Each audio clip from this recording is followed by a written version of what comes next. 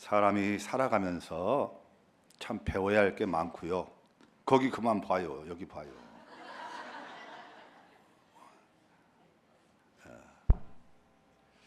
배워야 할 것도 많고 또 경험해야 할 것들도 많아요.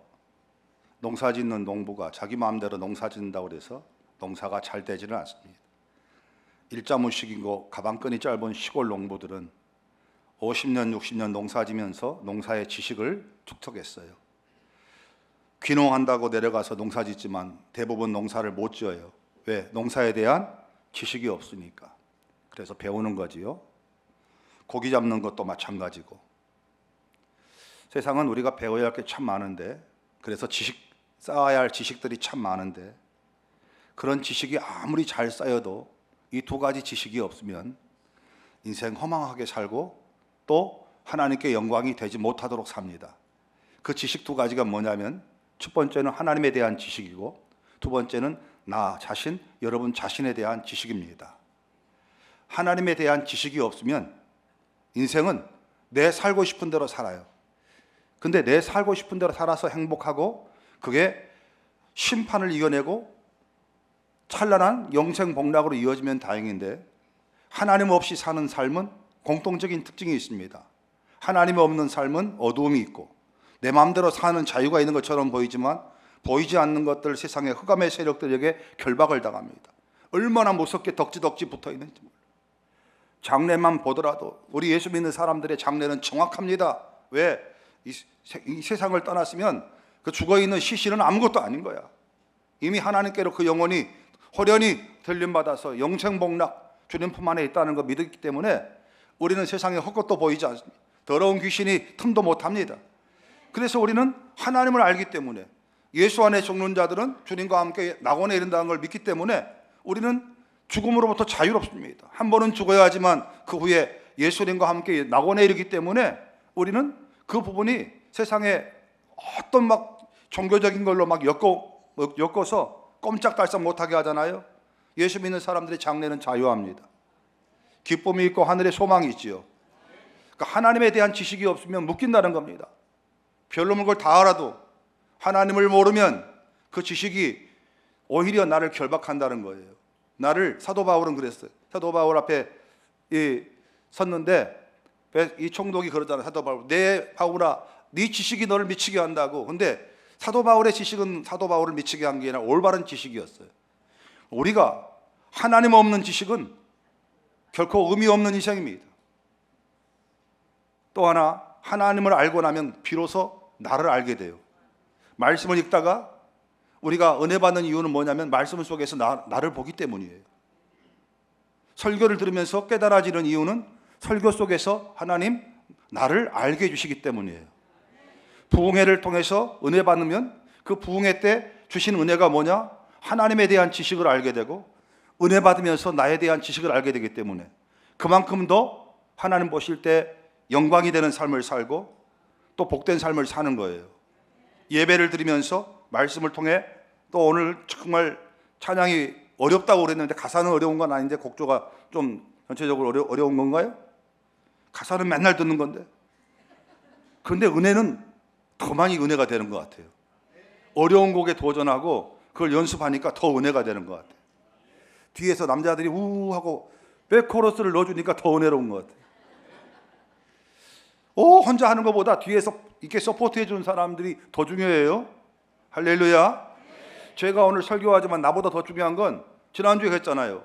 우리가 가시밭, 길가밭, 돌짝밭 같은 반이 좋은 땅으로 바뀌어가는 도전은 무슨 신앙으로 돌파한다?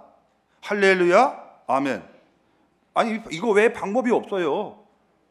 할렐루야는 하나님을 찬양하는 방법으로, 하나님께 영광이 되는 쪽으로 결정이 되면 그 다음 아멘 하고 가는 거예요. 내가 생각에 동의가 안 돼도 아멘 하고 가는 거고, 그렇게 해봅시다, 그렇게 합시다 하고 가면 길가 같은 밭이 경작이 되고 가시가 빠져나가고 돌들이 경작돼서 좋은 땅이 돼요. 마찬가지지요. 할렐루야, 성가대 찬양에 할렐루야 아멘 하고 따라가면 찬양의 가사가 내 삶 속에 은혜가 되고, 말씀 속에 여러분들이 할렐루야 아멘 하면서 말씀을 따라오면 말씀 준비한 목사님 기도하면서 준비한 것들이 삶 속에 적용되어서 그만큼 좋은 땅으로 바뀔 줄 믿습니다. 두 가지 지식을 언제나 우리는 염두에 둬야 돼.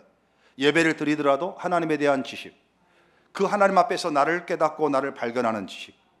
이 지식이란 말은 내가 어긋났구나 아는 것도 지식이야. 내가 회개해야 되겠구나 아는 것도 지식이야. 내가 지금 바른 길 가고 있구나, 핍박이 오더라도 나는 주님 바라보면서 묵묵히 걸어야 되겠다 아는 것도 지식이야. 할렐루야. 하나님에 대해 아는 것도 지식이지요. 내가 몰랐던 하나님, 내가 너무나 편협적으로 알았던 하나님을 제대로 알게 될 때 내가 하나님 앞에서 어떻게 믿음의 삶을 살아야 할지가 결정이 되거든. 3월 8일부터 부흥성회가 시작됩니다. 여러분, 이 부흥성회를 통해서 여러분 하나님에 대한 지식, 여러분에 대한 지식 은혜로 받아들여서 여러분 삶이 작년보다 올해 더 성숙해지시길 바라고 더 좋은 땅으로 바뀔 수 있으면 좋겠습니다. 이번 부흥회 강사님은 여자분이십니다. 목사님도 아니고 전도사님입니다. 초등학교 3학년 종퇴하셨습니다. 이분은 신학대학 나오고 박사학위 받은 분도 아닙니다. 스펙으로 보면은 우리가 왜 저런 분을 모셔놓고 저런 분 앞에서 말씀 드려야지 할까? 그런데 하나님이 저분을 세우신 거예요. 저분이 나 다니면서 내가 부흥회 강사로 갈게요 이게 아니라 하나님이 세우셔서 4,000번 이상 한국교회 부흥 강사로 쓰신 거예요. 우리 교회는 제가 보니까 제가 전에 목회했을 때 우리 안 오셨다고 하더라고. 저는 고민을 많이 했어요. 이분을 모셔서 우리가 어떤 은혜를 받을 수 있을까? 초등학교 3학년 종퇴하셨다는 이분이 이렇게 하나님 앞에서 쓰임 받을 때는 무슨 우리가 모르는 사연이 있고 하나님의 은혜가 있겠지. 할렐루야. 이런 분한테 더 은혜가 커요. 예. 어려서부터 엘리트 코스 스카이 나오고 유학 갔다 오고, 뭐 어마어마한 재산을 모으고, 그런데 사실 그분을 통해서 우리가 받으려면 괴리감이 생길 수 있잖아요. 오히려. 그래서 3월 8, 9, 10, 10일 저녁 시간만 7시 반에 합니다. 그리고 그 다음 날은 새벽 기도 안 합니다. 왜? 쉬셨다가 또 은혜 받으러 오시라고. 그런데 여러분 그게 있어요. 우리가 인생 살면서 은혜 받고 신앙에 철이 들면 여러분 혼자 바뀌는 게 아니라 여러분 때문에 여러분 가정이 바뀌고, 엄마 아버지가 바뀌면 자식들이 행복하고, 자식들이 바뀌면 가정이 행복하고, 목사가 은혜 받으면 교회가 들썩들썩하고, 성도가 은혜 받으면 교회가 행복하고 놀라운 은혜가 넘치고. 할렐루야. 그럼 우리는 은혜 없이 못 살아요. 은혜 떨어진 목사 상상할 수 없고, 은혜 떨어진 성도 상상할 수 없어요. 그래서 이번 부흥성에 여러분 크게 작심하시고 은혜 받으러 오세요. 그래서 하나님을 더 깊이 알아가시고 여러분 몰랐던 여러분을 더 깊이 알아가시기를 축복합니다. 이 두 가지 지식, 하나님을 아는 지식과 그 다음 나를 아는 지식은 내가 탐구한다고 해서 노력한다고 되는 게 아니라 성경은 살아계신 하나님의 말씀이에요. 하나님은 하나님 자신을 성경을 통해서 우리에게 계시해 주셨어요. 성경은 그래서 계시의 말씀이에요. 우리가 계시하면 환상, 꿈 이런 것만 생각하는데 계시란 뜻이 뭐냐면 드러낸다는, 감추어져 있던 것들을 다른 사람들이 볼 수 있도록 드러내주는 것을 계시라고 합니다. 영적으로 우둔했던 자들에게 성경을 통해서 하나님 말씀, 하나님 자신을 알려주시는 거예요. 하나님을 만나고 나니까 비로소 내가 누군지를 알게 된 거예요. 대표적인 사람 둘이 있어요. 하나님 앞에서 자기 자신도 알고 하나님을 알아서 인생을 하나님께 영광이 되도록 살았던 사람, 구약의 솔로몬. 그는 다윗 왕의 아들이었습니다. 아버지가 닦아놓은 기가 막힌 터전 위에서 왕위를 이어갔습니다. 그런데 아버지에게 없는 것을 하나님이 솔로몬에게 줬습니다. 하나님은 솔로몬이 1,000번제를 드릴 때 솔로몬에게 네가 무엇을 구하고 네가 나에게 뭘 사모하는지 말하라고 그랬어요. 솔로몬이 그럽니다. 나는 백성들을 하나님 말씀 따라서 지혜롭게 다스리기를 원하오니 이 백성들을 잘 섬기고 다스릴 수 있도록 하나님의 마음, 하나님의 지혜를 주옵소서. 이렇게 구했더니 성경은 뭐라고 했냐면 솔로몬이 구하는 것을 하나님이 너무너무 좋아했더라, 너무너무 기뻐했더라 그랬어요. 여러분 기도 그렇게 하시기를 축복합니다. 여러분 기도 듣고 하나님이 입이 쫙 찢어지기를 축복해요. 경고스러운 마음은 하나님이 한없이 기뻐하기를 축복해요. 기도 제목만 바뀌어도 삶은 바뀝니다. 왜? 우리가 기도는 그냥 해보는 게 아닙니다. 우리 장로님 나와 대표 기도하는 저거 그냥 해보는 게 아닙니다. 여러분 개인적으로 기도할 때 그 기도 절대로 그냥 해보면 안 됩니다. 왜? 어떤 목적을 갖고 합니까? 그 기도대로 될 줄로 믿고 기도해야 합니다. 그 기도하는 대로 내 삶이 이동될, 내 삶이 움직이는 결단을 갖고 기도해야 돼. 하나님 술을 끊게 해 주시옵소서. 1년 12달 술을 끊게 해 주시옵소서. 이렇게 기도하면서 술 계속 먹는 사람은 안 돼. 왜? 그걸 정해놓고 하나님 내가 술을 끊고 경건하게 하나님 앞에 예배드리고 건강에도 안 좋다고 하는데 하나님 내가 이걸 변화되겠습니다.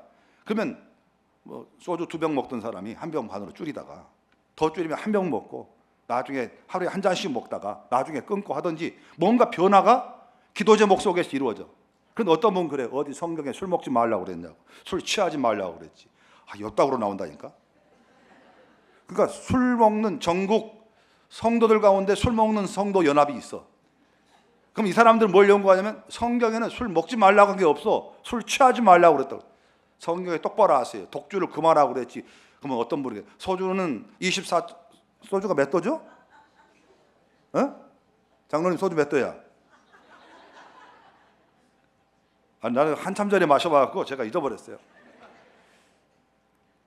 요즘은 참이슬이 나오고 또 뭡니까? 좀 도수가 떨어진 게 나와가지고 여러분 기도하는 목표를 설정해놓고 하나님 앞에 기도하기 시작하면 성령님이 너 진짜 이거 기도할 거지? 그 기도 제목을 계속 기도하면 결국 내 삶이 그 기도 제목을 따라가게 돼 있어요. 그러니까 여러분 기도할 때 내 기도를 듣고 하나님이 들으실 때 야 하나님 되게 좋아하시겠다. 기뻐하시겠다. 이런 기도로 바꾸면 돼. 그러면 처음에는 이게 내 삶에 말도 안 될 것 같은데 말 되는 역사가 일어나. 언제 처음부터 우리가 목사님처럼 이렇게 됐습니까? 처음부터 우리 장로님처럼 저렇게 됐습니까? 처음부터 우리 권사님 성도님처럼 믿음의 예배가 처음부터 나왔습니까? 처음에 우리 날라리였습니다. 그렇죠? 예, 내 마음대로 주일 성수도 늘렸다 줄였다 예, 얼마나 우리 하고 싶은 대로 믿었습니까? 그런데 어느 날 은혜가 쌓이고 말씀과 기도가 이어지고 하나님께 또 은혜 주시고 그러다 보니까 이거 이렇게 살아야 되겠구나 하고 어느 날 나도 모르게 바뀌고 있는 거지요. 그래서 기도 제목을 바꾸세요. 솔로몬이 기도했더니 하나님 마음에 되게 좋아하신 거야. 그래서 구하지 않는 것도 주신 거야. 부귀영화를 주신 거지요. 그래서 솔로몬은 부귀영화도 누렸고 하나님 주신 지혜도 받았어. 얼마나 지혜로웠던지 다른 나라의 임금들이 와서 솔로몬한테 자문도 구하고 또 지혜도 구했어요. 그래서 솔로몬은 이런 거를 누렸기 때문에 그 사람인 솔로몬이 인생 말년에 인생에 어떤 고백을 했을 때 이 사람 말은 귀담아 들어봐야 돼. 그런데 이 솔로몬 전도자 다윗의 아들 전도자 솔로몬이 기록한 게 이 뭡니까? 전도서예요. 그럼 이 전도서는 의미심장한 말이지. 왜? 누릴 것 다 스펙도 어마어마하지. 하나님 앞에 지혜까지 받았지. 예? 또 믿음까지 줬지. 이런 솔로몬이 인생에 대해서 이야기했을 때는 귀를 귀담아 들어야 돼. 그런데 성경에 솔로몬이 뭐라고 하면 헛되고 헛되니 모든 헛되고 헛되며 헛되고 헛되니 모든 것이 헛되도다. 따라하기도 힘들어. 한 구절에 5번 들었어. 전도서 전체를 찾아서 헛되다는 말 찾으면 37번이나 들어있어. 그러면 우리에게 솔로몬이 던지고 싶은 메시지의 핵심이 뭐냐? 헛되다는 거야. 그럼 뭐가 헛된데? 부귀영화 누려봤고 부인이 1000명이야. 김씨, 이씨, 박씨, 차씨, 너씨 하다가 부인은 어디 집에 살아요? 몇 번째 부인입니까? 저 997번째입니다. 우리가 언제 만났던가요? 997절에 만났던. 이 짓거리하고 살았다니까. 행복할 것 같죠? 하여튼 성경에 그렇게 써 있어요. 그런 솔로몬이 뭘 안 해봤겠습니까?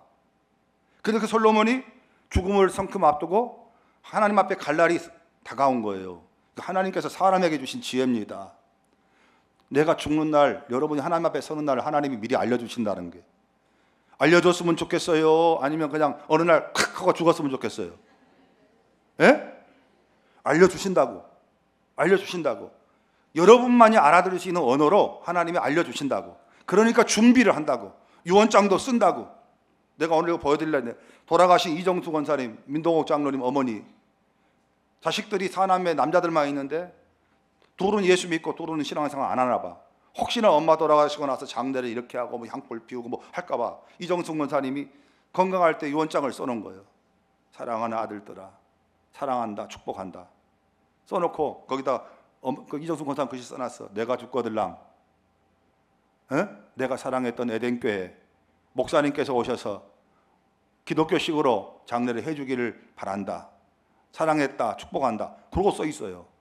그리고 딱 엄마 돌아가시고 나서 장례대에서 그거 딱 보여줬더니 아무도 자식들이 그 부분에 대해서 이를 제기하지 않고 모든 과정을 다 그렇게 했습니다. 이분 또 본인 돌아가신다고 본인 돌아가시면 이불이 뭐 필요 있겠어요. 근데 본인이 수놓은 손도 불편하신데 그 수놓아가지고 그거 이불 덮고 가셨어요. 하나님 알려주신다고요. 여러분도 알려주시기를 축복합니다.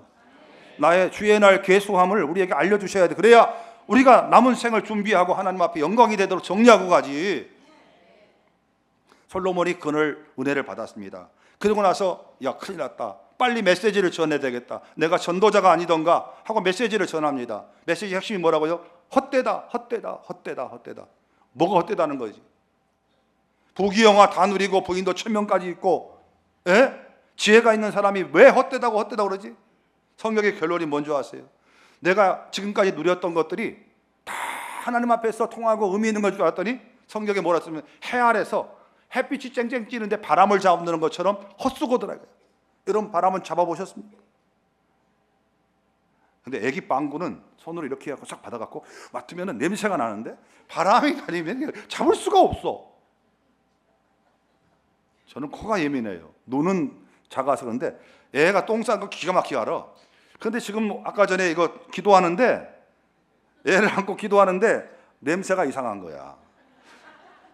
이놈이 지금 경건한 시간에 기도를 받아야 되는데 이거 방귀를 낀 건지 똥을 싼 건지. 그래서 빨리 가서 체크하라고 그랬더니 분명히 뭔가는 있었을 거예요. 자, 여러분 봐요. 솔로몬이 다 누렸는데 그때 가서 하는 말 들어야 된다니까 헛되다는 거예요. 뭐가 헛된데? 그동안 자기가 누렸던 것이 해 아래에서 바람 자는 것처럼 헛되다. 왜 그랬을까? 그 삶의 끝자락에 가장 중요한 것, 하나님 없는, 하나님을 경외하는 지식, 그리고 그 말씀 따라 사는 지식 없이 내가 살았던 그 부분들이 헛되다는 것이지 인생 자체가 헛되다는 뜻은 아니에요. 그래서 전도서의 결론은 뭐냐면 내가 이제 알았도다.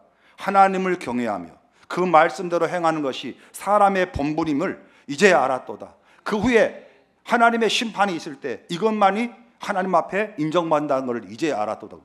그걸 다 누리고 그제서야 그런 말을 하는 거예요.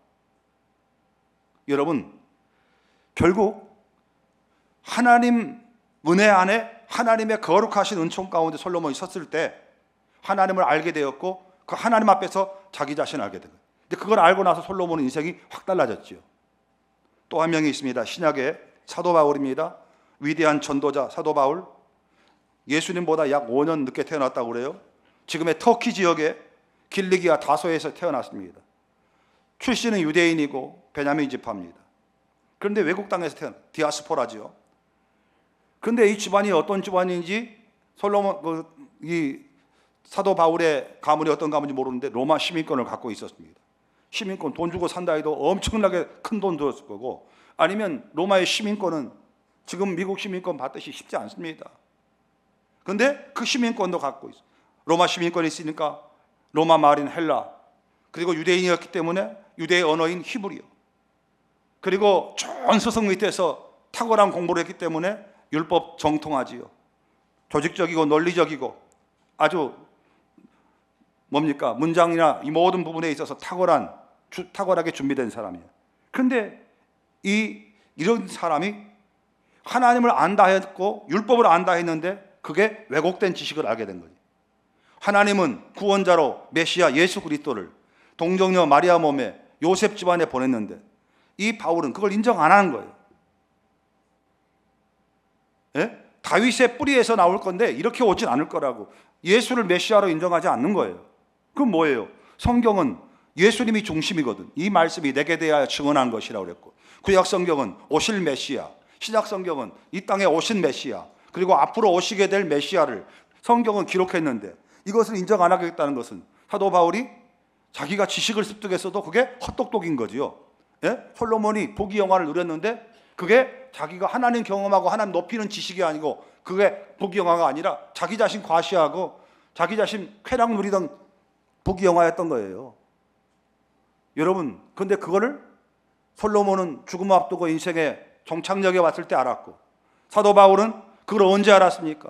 예수 믿는 사람 거짓된 열심에 취해서 그날도 핍박하러 가다가 다메섹에서 길 위에서, 다메섹 가는 길 위에서 부활하신 주님이 찬란하게 그를 찾아와서 만나 주셨기 때문에 안 거예요. 자, 우리는 두 가지를 통해서 하나님을 만나요. 첫 번째, 솔로몬처럼 인생의 시간이 얼마 안 남았을 때, 내가 큰 병에 걸렸을 때, 부도 났을 때, 자식이 속썩일 때, 남편이 먼저 세상 떠났을 때, 인생의 여러 가지 위기가 왔을 때 솔로몬같이 인생의 때를 통해서 하나님 우리에게 메시지로 다가오셔. 두 번째, 사도 바울처럼 길을 가다가 문득 강하고 호련히 주님께서 나에게 복음으로 찾아오신 거예요. 부활하신 주님이 나에게 오셔서 나를 강권적으로 만나주시는 거예요. 누구 따라 교회 갔다가 거기서 복음 듣고 말씀 듣고 은혜 받아. 그래서 예수님 영접하고 내 삶의 현장에 주님이 찾아오셔서 나를 만나주실 때 이 두 가지 케이스를 통해서 하나님을 아는 지식을 습득해야 돼요. 사도 바울은 다메섹 가는 길 위에서 예수님을 만났습니다. 그 만나고 나니까 사도 바울은 그 예수님을 통해서 하나님이 어떤 분인가를 다시 알게 된 거예요. 정확하게 알게 된 거예요. 그래서 예수님을 알고 나니까 다른 모든 것들은 예수님에 비하면 자기가 그동안 그렇게 소중하다고 생각했던 것들이 똥오줌 같은 거예요. 배설물 같은 거예요. 그래서 다 버렸다고 그랬어요. 세상 즐거움 다 버렸고, 세상 부귀 다 버렸고, 세상 명예 다 버렸다. 주 예수보다 더 귀한 것은 없네. 예수보다 귀한 것은 없네 하고 예수 그리스도를 아는 지식이 가장 고상하다고, 나는 그래서 모든 것을 배설물로 여긴다고, 내 앞에는 표대 되신 예수님, 나보다 먼저 가신 예수님 계시니 나는 그 뒤만 따라가겠다고. 그러니까 자기 자신의 방향성이 결정된 거예요. 부활하신 주님 만나고 나니까 내가 이렇게 살아야 되겠구나. 솔로몬도 인생 끝자락에 인생에 개입해 오신 하나님을 뜨겁게 만나고 나니까 남은 생에는 이렇게 살아야 되겠구나. 이렇게 결정이 된 거예요. 영국의 유명한 평신도로 부흥을 주도했던 분이 한 분이 있어요. 이름을 내가 기억 못 하겠습니다. 그분이 이런 말을 했습니다. 그분은 꽤 많은 부자였습니다. 선박회사를 운영할 정도로 큰 돈을 갖고 있었는데 어느 날 이분이 자기 인생 말년에 자기 인생을 찾아오신 하나님을 성큼 만난 거예요. 그리고 솔로몬같이 깨달은 거예요. 헛되고 헛되니 모든 것이 헛되며 해 아래서 바람 자는 것처럼 헛수고였구나. 깨닫는 게 하나님을 경외하며 그 말씀대로 사는 것만이 하나님 나라에서 통하구나. 그때부터 이 사람이요, 자기 재산을 어느 날 다 쳐보내가지고 다 청교비로 보냈냐? 아닙니다. 이제부터 내 재산, 내 삶의 씀씀이 그 가운데 하나님의 영광과 예수 그리스도의 복음 사역을 위해서 쓰는 것만이 천국에서 남는 것이구나. 이걸 깨닫고 나서 자기 삶의 소중한 것들을 그렇게 쓰기 시작한 거예요. 확 팔아서 우리 말하는 극단적으로 확가닥 뒤집어지는 것이 아니라 깨닫고 나서 하나님 앞에 내 인생을 이렇게 살아야 되겠다고 바뀐 거예요. 저는 도전이 되는 거죠. 내 건강, 내 물질, 내 달란트, 내가 가지고 있는 소중한 것 가운데 하나님의 영광을 위해 쓴 것만이 천국에서 하나님 앞에 정산이 되는 거예요. 천국은 결과 보는 것이고 정산하는 곳이에요. 거기 가서 저 상급 없는 사람이 갑자기 천국 가서 열심히 해갖고 상급 받는다? No, 안 됩니다. 기회가 없습니다. 이 땅에 충성하고 헌신한 성도들이 천국에서 상급으로 보상받고 주님 앞에서 인정받는 곳이 천국입니다. 그러니까 우리는 여기 인생에 시간이 있을 때, 기회가 있을 때 그 일에 전력해야 합니다. 여러분, 좋은 재능을 갖고 계신 분들 다른 데 쓰지 말고 주님 영광 위에 쓰시고 영혼 구원하는 일에 쓰시고, 목자 없이 양같이 유리하는 성도들 신앙 양육하는 데 쓰시고. 할렐루야. 사람마다 달란트는 달라요. 잘 가르치는 달란트가 있고, 남 이야기 잘 들어주는 달란트가 있고, 같이 울어주는 달란트가 있고, 돈 잘 벌어서 그 사람에게 서포트해주는 달란트가 있고, 그 중에서 제일 중요한 달란트는 예수 그리스도로 만족하고 예수 그리스도로 문제 해결을 할 수 있도록 신앙 지도하는 달란트가 최고의 달란트입니다. 여러분, 솔로몬과 이 사울, 이 두 사람 공통적인 특징, 하나님을 만나고 나를 보아서, 그러고 나서 내 인생 달려갈 길이 무엇이고 내가 어떻게 살아야 할지를 방향을 잡았어. 여러분 잘 살고 계시지요? 지금까지 여러분이 어머니로 아버지로 살아온 것만도 보면 존경스럽고, 그 힘든 시절 자식들 키워서 양육하고 장가 보내고 시집 보내고 참 대단합니다. 근데 하나님 이거 하라고 우리를 이 세상에 보내신 목적 전부는 아닐 겁니다. 그는 예수 안 믿는 사람도 그건 해요. 예수 생명으로, 예수님의 생명으로 인생을 이끌림 받지 않아도 그거는 부모는 해요. 그렇다면 우리는 거기에 주님께서 왕으로 오셨어요. 나를 떠나지 않고 내 심령에 여기다 집을 짓고, 보혜사 성령님이 여기에 집을 짓고 사신다 이 말입니다. 그럼 우리는 뭐가 달라야 될까요? 그들에게 없는 이름 우리에게 있습니다. 사도행전 3장 10절에 초대교회가 얼마나 하나님 보시기에 제대로 된 교회였는지, 성전 앞에서 안준뱅이가 돈 달라고 구걸할 때 베드로와 요한이 거기 지나가다가 성령님이 베드로와 요한에게 감동을 주세요. 저 사람 자꾸 돈 달라고 은 달라 금 달라 하는데 너 그냥 그동안 수도 없이 지나쳤을 텐데 오늘은 그냥 지나가지 말아라. 돈보다 귀하고 은보다 귀하고 우리에게 능력이고 문제 해결의 최고의 충분자이고 충족자이신 예수 그리스도를 그리스도의 이름을 네가 갖고 있지 않느냐. 그 이름을 저 안준병에게 주어라. 돈으로 은으로 금으로 그를 세우지 말고 예수의 이름으로 세우라 그래가지고 베드로와 요한이, 특히 베드로가 은과 금은 내게 없거니와 내게 있는 것으로 너에게 준다. 내게 있는 이름 예수 그리스도, 내 안에 생명으로 길로 진리로 오신 예수 그리스도를 너에게 주노라 하고 안준뱅이 손을 잡고 당겼더니 안준뱅이가 일어나 버렸습니다. 그래가지고 이 안준뱅이가 쫄쫄 따라다닌 거지. 걷기도 하고 뛰기도 하고. 평생 동안 앉아 있었으니 얼마나 여러분 앉는 게 싫겠어요. 여러분 안준뱅이 같으면 이렇게 예배 시간에 앉아 계시겠냐고. 그렇죠. 나는 만약에 내가 안준뱅이가 있었으면 나는 죽을 때까지 서서 예배 드릴 거예요. 잠잘 때도 서서 자려고 그래. 평생 안준뱅이였어요.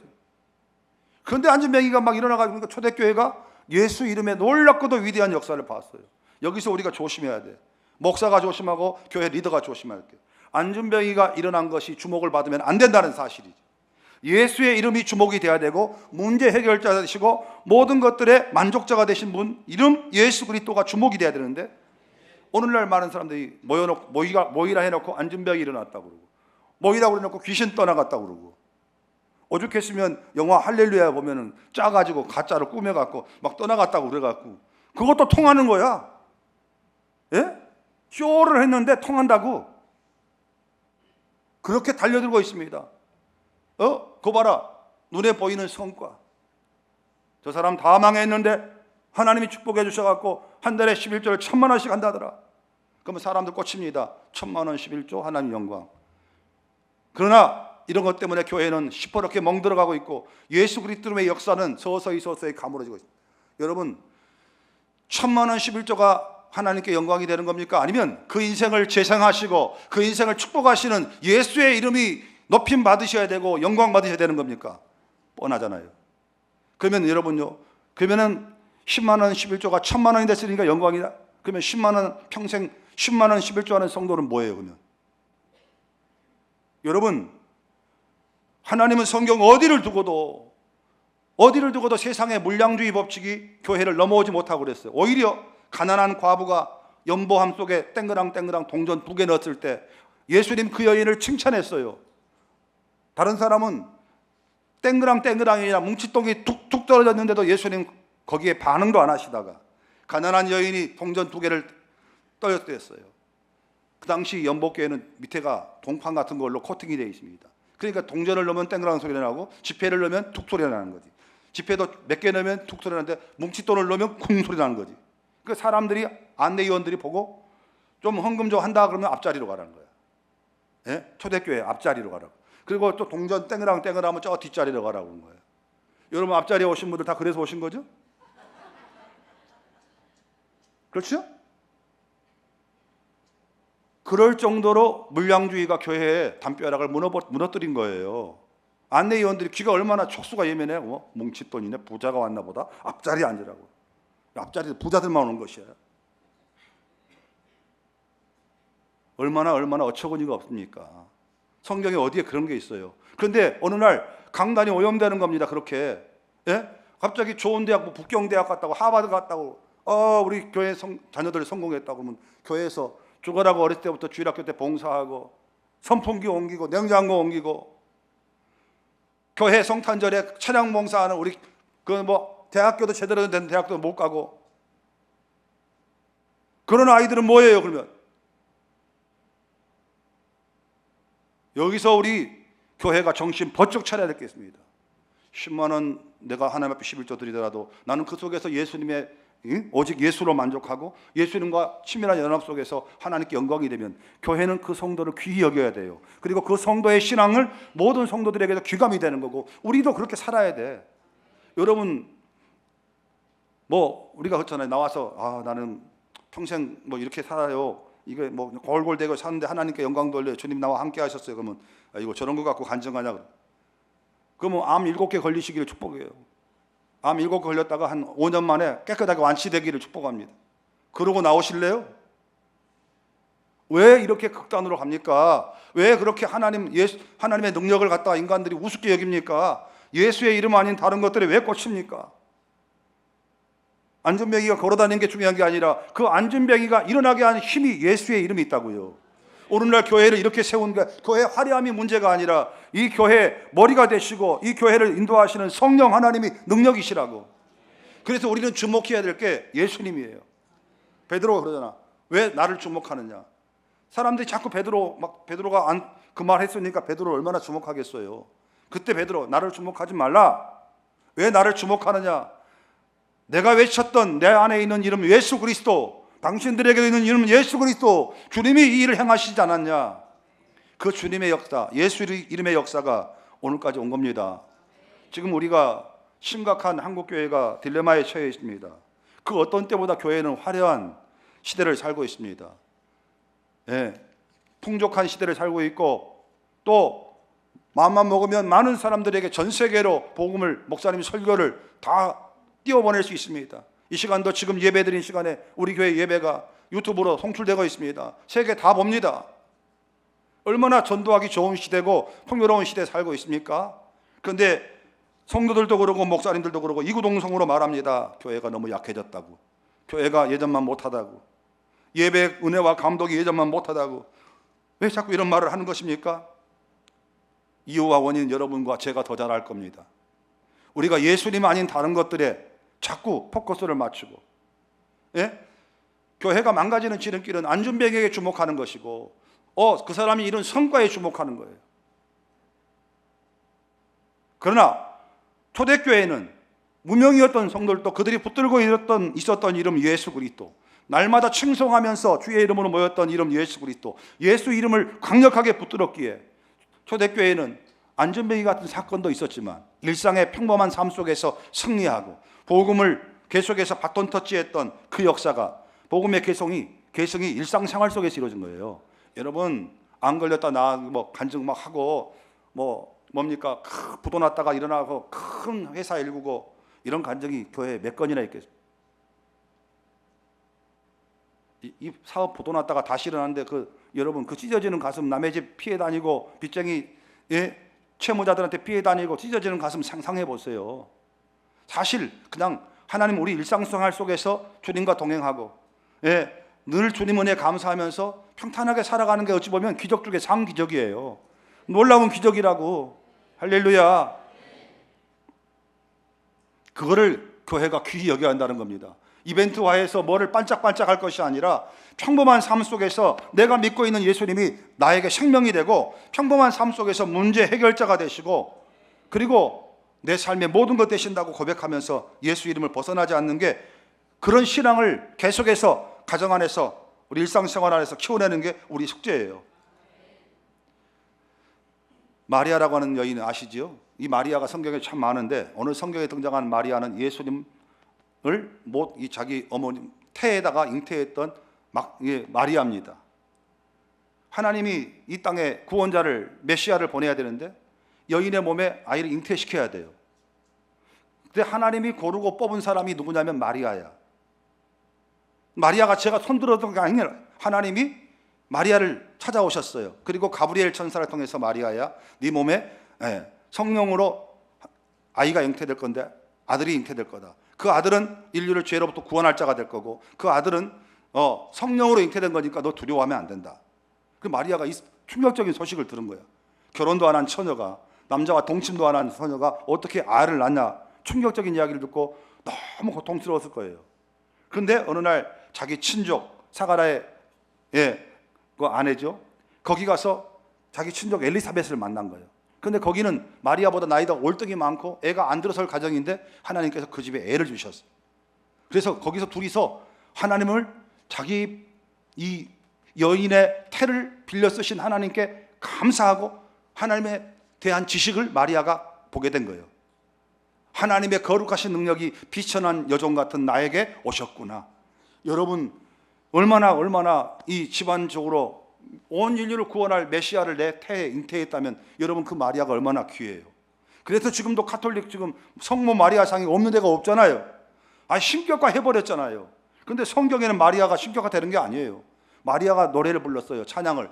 여러분 찬양을 불렀다는 말은 내가 주인이 아니라 이 일의 주체가 하나님이시라는 것을 입을 열어서 고백하는 거예요. 구약의 처음 찬송은 이스라엘 백성들이 홍해바다를 건너고 나서 자기들이 죽을 줄 알았는데 쫓아오던 이집트 군대가 거기 물속에 빠지니까 너무너무 하나님 크고 놀라우심이, 하나님의 위대하심이 감사해서 마리아가 소고를 잡고 퉁퉁 치면서 우리의 대적을 멸하신 여호와께 감사하라, 감사하라 하면서 찬양을 부른 게 구약 성경의 첫 찬양이야. 그럼 이 찬양에서 핵심 주제가 뭐냐? 홍해바다 갈라졌다, 쫓아오는 애국 군대 다 죽었다, 엄청나게 죽었다, 몇십만 명이 죽었다, 이것이 포커스입니까? 아니면 홍해를 가르신 하나님, 그 홍해바다를 통해 하나님의 대적을 멸하신 하나님, 이스라엘의 대적을 멸하신 하나님, 이게 포커스입니까? 당연합니다. 마리아의 누굽니까? 미리암의 찬양의 핵심은 하나님입니다. 홍해를 가르신 하나님, 대적을 멸하신 하나님. 마찬가지로 마리아가 자기 몸에 애가 들어섰어. 결혼도 안 했는데 여자들 이거는 충격이지요. 그런데 마리아가 성령을 통해서, 천사를 통해서 알고 나니까 자칫하면 경고망동할 수 있지. 내가 누군 줄 아냐고. 좀 있으면 내 집에서 메시아가 태어난다고. 나는 메시아 엄마라고. 그러면서 우리가 마카파식으로 하는 하나님의 축복을 한번 만들어 볼까요? 우리가 흔히 한국교회에서 띄웠던 사람들처럼 이 마리아를 어떻게 띄우면 되겠습니까? 마리아 몸에 예수님이 잉태됐어요. 그 다음 하나님이 어떻게 복을 주셨으면 좋겠어요? 요셉하고 결혼했는데 요셉이 보통 집안이 아니야. 어마어마한 집안이야. 그런데 요셉은 목수야. 그러면 그거 아니면 다른 방법으로 요셉이 어느 날 밭을 갈러 농부 갔더니 삽질을 몇 번 했더니 세상에 뭐가 툭하니 걸려. 봤더니 엄청난 재물이 들어있는 재물 상자가 걸려 있는 거예요. 그걸 가지고 와가지고 복을 받아. 아이가 들어서 와서 이 집이 물질로 복을 받고 뭘 받고, 그러면 야 저렇구나. 이렇게 끌고 가는 게 그동안의 우리나라 교회였어.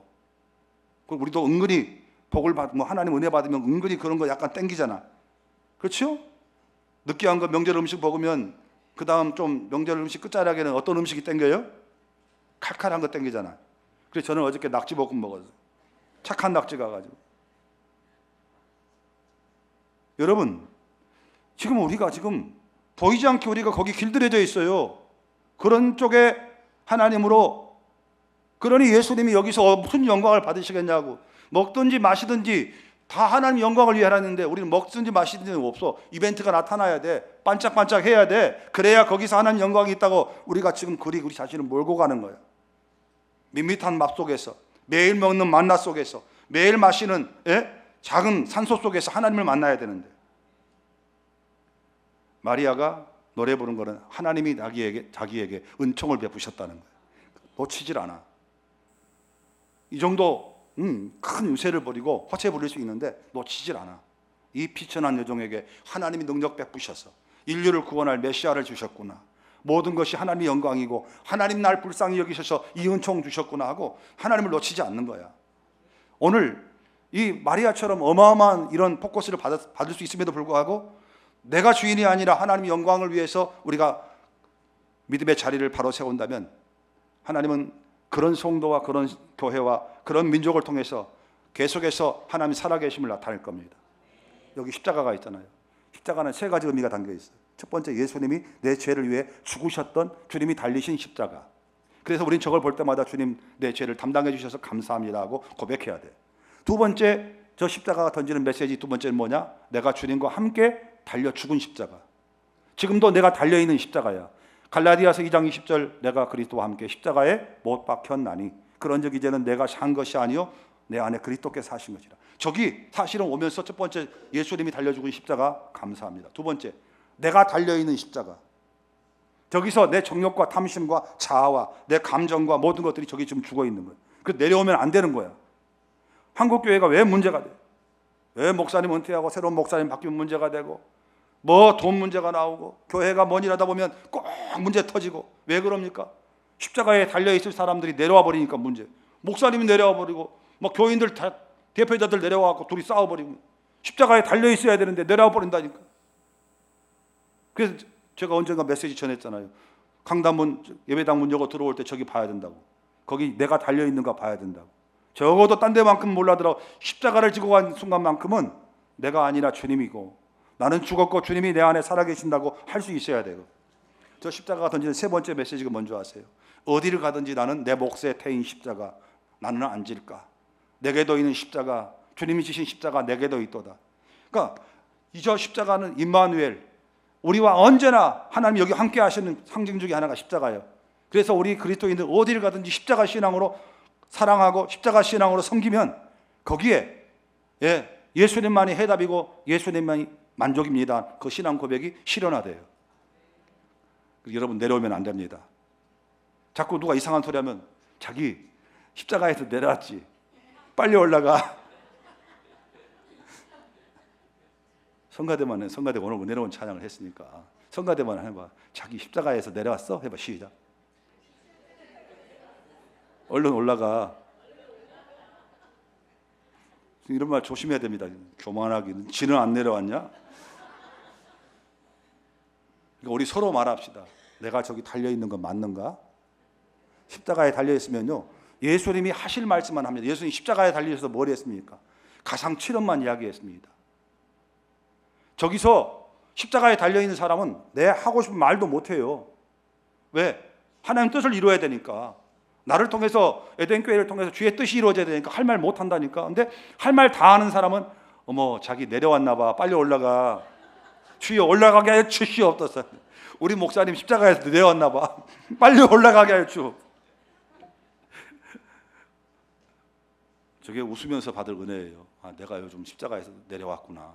남들이 말해주기 전에, 자기 십자가에 내려왔구나 하기 전에, 아, 내가 십자가에서 내려왔네. 내가 자유롭게 내 마음대로 사네. 주님 다시 올라가겠습니다. 내가 있어야 할 곳은 주님과 함께 저기 달려있는 십자가인 줄 믿습니다 하고 섬길 때 여러분 주님이 나타나세요. 예수만이 해답이고 예수만이 해결자예요. 예수 이름 하면 교회는 이런 신앙을 가진 곳에는 모든 것들을 주님이 통제하고 다스리시고 영광 받으실 줄 믿습니다. 이 은혜가 우리 모두에게 넘치기를 축복합니다. 하나님, 주님 죽으셨던 십자가, 나도 주님과 함께 못 박혔고 이제 내 가슴 속에 태인 십자가 가지고 십자가 사랑, 십자가 은혜로 삽니다. 주님만이 전부이시고 예수님 한 분만으로 충분합니다.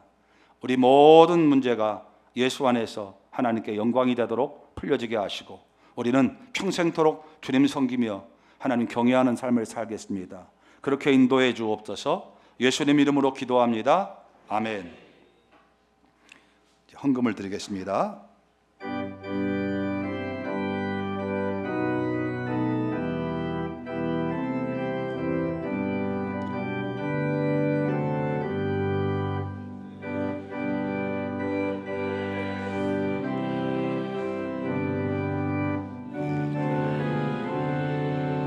주님 앞에 한없는 은혜 받고서 내 생명 모두 드리오니 그 풍성하신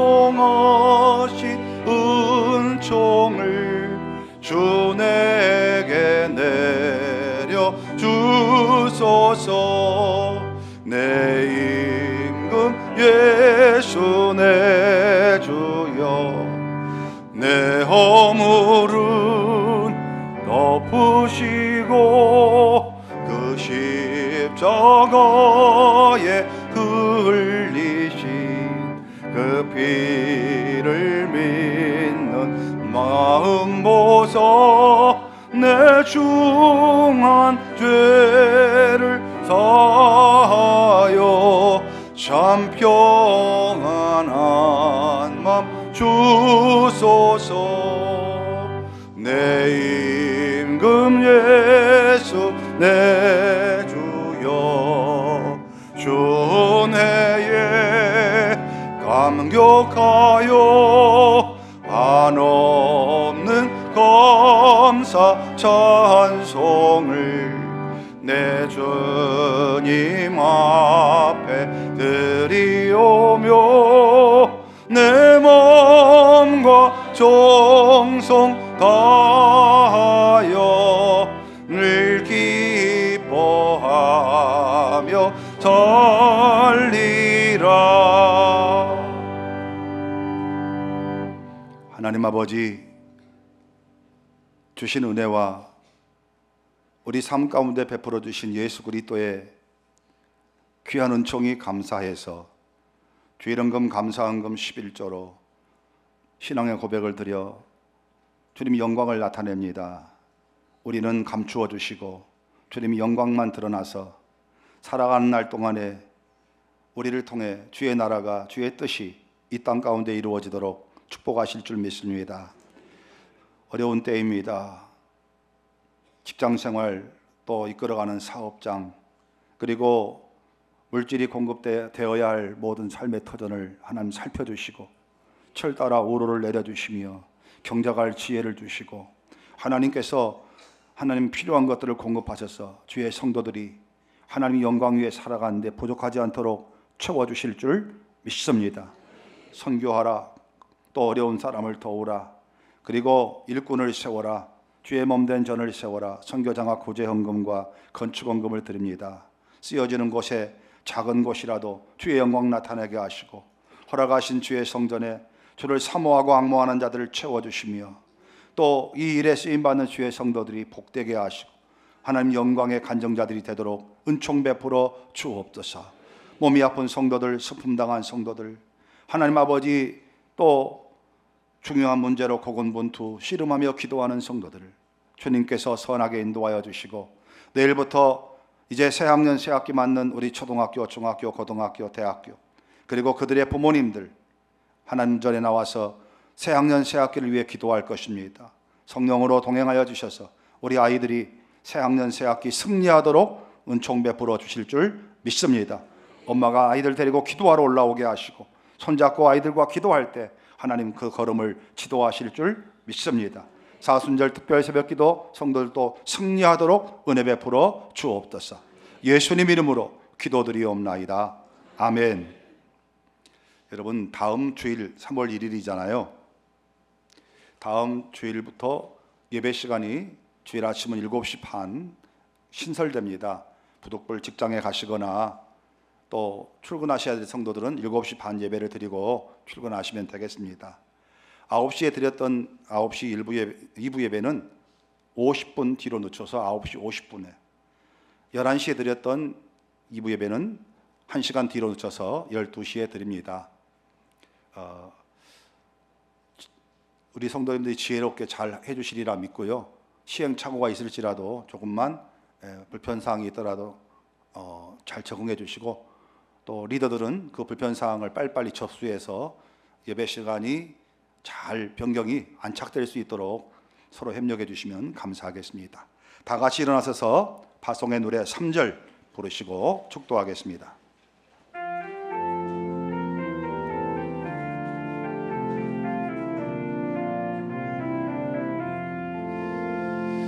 여기에 모인 우리 주의 은총 받은 자여라. 주께서 이 자리에 함께 계심을 아노라. 언제나 주님만을 찬양하며 따라가리니 시험을 당할 때도 함께 계심을 믿노라. 이 믿음 더 굳세라. 주가 지켜주신다. 어두운 밤에도 주의 밝은 빛 인도하여 주신다.